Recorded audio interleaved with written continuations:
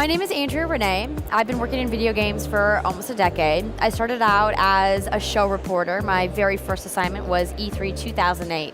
I started working full-time as a producer shortly after that, and then I have, kind of hopped, skipped, and jumped my way to my current position, working for large companies like Machinima and Defy Media, working with brands like Smosh Games and Game Trailers, and freelancing for people like IGN and GameSpot. Basically, if you've done video games media, I've probably worked with you. Being a gamer means being part of a community that's bigger than you. It means creating friendships, having experiences, it means living fantasy worlds, and really being part of an interactive art form that is unlike any other thing that you can do in this world. I can only speak from my own experience, but for a long time, I've been questioned about whether I'm actually a true gamer. It's difficult when you want to talk about something you love, but somebody automatically questions your authenticity about it or your passion for that thing. And so that's really off-putting to a lot of people, men and women alike, but women in particular have really felt this more, particularly in the space of video games.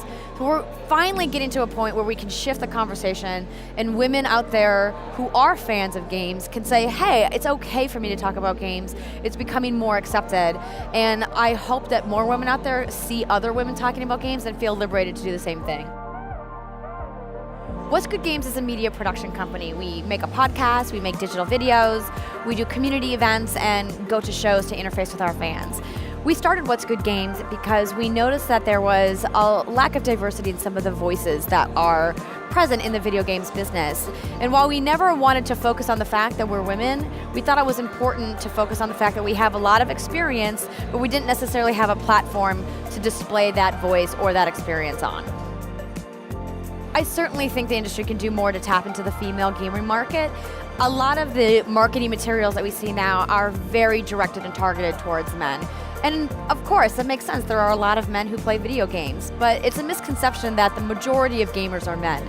I would really like to see things that are specifically targeted to women that don't necessarily reflect female stereotypes. Just because you're a gamer doesn't mean you like pink, but I personally love pink, so if you want to make something pink, I would be okay with it. It's certainly obvious there are not enough female characters in video games. I think there's no disputing that, but it's getting better. We have characters like Aloy in Horizon Zero Dawn, characters like Faith in Mirror's Edge, and we're seeing that developers are noticing that female players out there are crying for more representation. We all want to identify with the characters that we play, and it's looking like we're going to see more females in the future.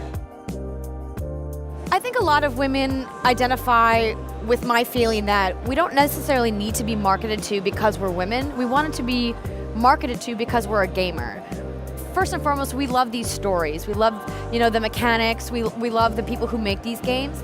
And I don't think that calling us out as being female players is necessary.